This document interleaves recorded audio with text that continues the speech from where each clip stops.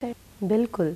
एक और कर सकते हैं, क्या करेंगे, हाथों को वापस फैलाएंगे, अंगूठे को अपने कनिष्ठा के पास नीचे रख लेंगे, ठीक है, और फिर कंधों को घुमाएंगे, केवल कंधे घुमाएं, 8-9 बार एक और फिर 8-9 बार दूसरी ओर। तो ये जो डीप वेन थ्रोम्बोसिस हो जाता है ना मोबाइल फ़ोन्स के एक्सेसिव यूज़ से और लैपटॉप के एक्सेसिव यूज़ से, वो कभी नहीं होगा आपको अगर आप ये करते हैं। और ये हार्ट के लिए भी बहुत अच्छा है, ये एक्सरसाइज आपके हार्ट को मजबूत रखेगा।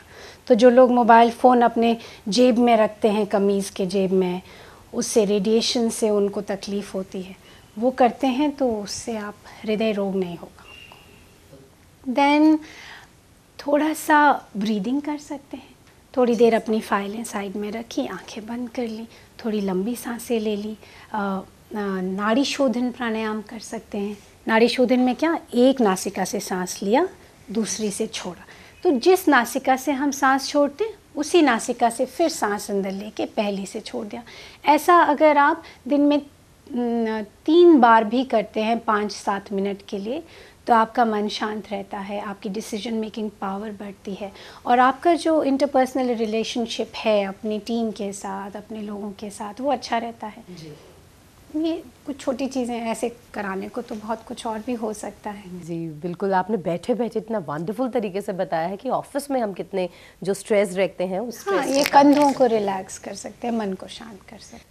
कमलेश जी, एक सवाल मैं अपनी ही फील्ड से रिलेटेड पूछ रही हूँ। हम लोग अपने फेस को चमकाने में पूरा पूरा दिन बिता देते हैं। आप देखिए सलून्स, पार्लर्स भरे हुए हैं, हर शख्स चाहता है कि तो उसका बाहरी बहुत सुंदर हो।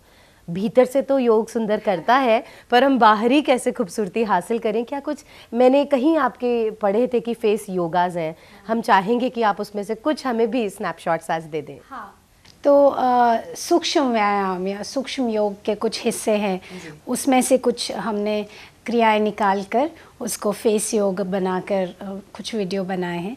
तो जो लोग बहुत देर कंप्यूटर स्क्रीन को देखते हैं, उसके कारण आँखों में दर्द होती है, आँखें कमज़ोर हो जाती है, और हमारी आँखों के आसपास झुर्रियाँ जल्दी आ जाती है। तो उसके लिए हम क्या कर सकते हैं, हम अपने जो आईब्रोज हैं, हम भौहें हैं, उनको ऐसे जैसे जेंटली प्रेस करना है और सीधा करना है। हम बीच से ऐसे शुरू करेंगे, हम pinching and straightening out your eyebrows.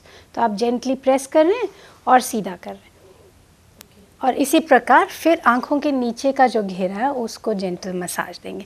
ये सूक्ष्म योग का हिस्सा है। तो ये अभी तो ब्यूटी सैलून्स में वो लोग मसाज में इस्तेमाल करते हैं, पर ये सारी चीज़ें हमारे योग में बहुत वर्षों से की जा रही हैं। ये कर सकते, फिर ये बच्चे भी कर सकते हैं आँखों को रोशनी तेज़ रखने के लिए।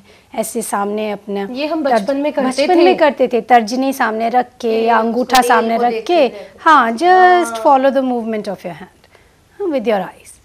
तो कुछ देर जस्ट फॉलो द मूवमेंट, जैसे जैसे हाथ घुमा रहे हैं वैसे वैसे आप भी उसी तरह नीचे देखना, ऊपर देखना, फिर गोल, फिर दूसरी ओर। तो ये इस तरह की आई एक्सरसाइज जो हमको बचपन से हमारे दादी ने सिखाई है, और ये सूक्ष्म योग है और ये बहुत अच्छा है हमारे लिए। इसके अलावा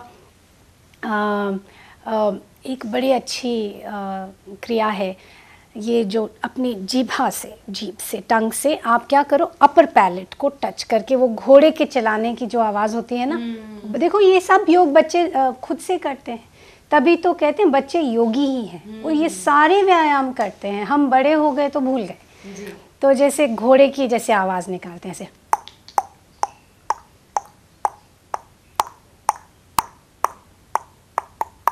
ऐसे।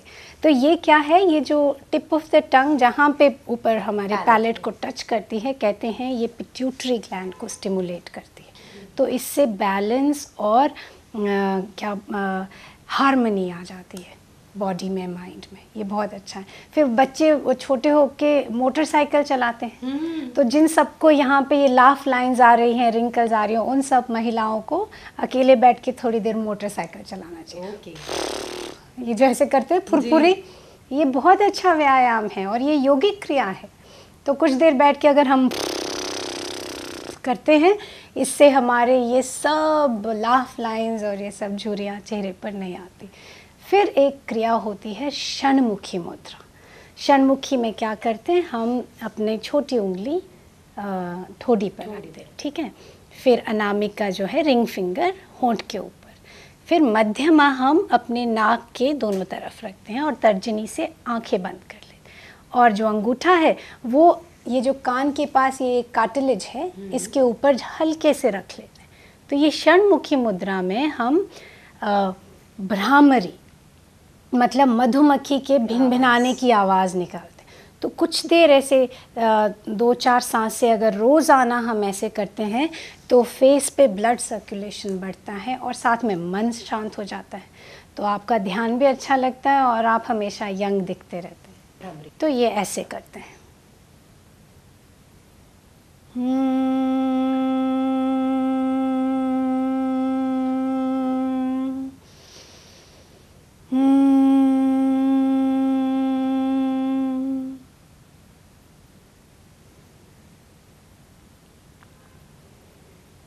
तो ऐसे अगर हम लोग 6-7 सांसें करते हैं, आपका मन भी शांत हो देखो आप भ्रामरी थोड़ी देर भी करोगे ना, आप बिल्कुल अंतर्मुखी हो जाते हो। और ये षणमुखी मुद्रा का यही काम है, आपको अंतर्मुखी कर देता है। तो ध्यान लगता है और चेहरे पर आपके हमेशा रोशन चमक और तेज रहता है। अगली बार मैं इतना फेस मेकअप शायद नहीं करूँगी, क्योंकि मैं ये योगा टिप्स ज़रूर अपनाने वाली हूँ। और जो आप इतना पैसा बर्बाद करते हैं, आप भी इन टिप्स को ज़रूर अपनाएं और हमेशा हंसते मुस्कुराते रहें। कमलेश जी, कितनी खुशी है आपको जब 21 जून को अब अंतर्राष्ट्रीय योग दिवस के रूप में मनाया जाएगा? मुझे लगता है योग प्रेमियों के लिए इससे बड़ी कोई खबर नहीं हो सकती। मेरा ये मानना है कि मैं तो विश्व भर में गई हूँ, मैं बहुत देशों में जाकर लोगों का उत्साह देखा है योग के प्रति। जब मैं बाहर जाती थी तो मुझे लगता था मेरे देश में कब लोग ऐसे उत्साही हो जाएंगे योग के लिए। फिर अब हमारे देश में भी एक योग की अच्छी लहर उठी है। और किसी भी ज्ञान के लिए, किसी भी विज्ञान के लिए या विचारधारा के लिए बिना राजकीय संरक्षण, स्टेट पैट्रोनेज के इतने लंबे समय तक जीवंत रह पाना और लोगों को लाभ देते रहना निरंतर इतने वर्षों से बहुत मुश्किल है। तो उसी में योग ने बहुत बड़ा चमत्कार किया।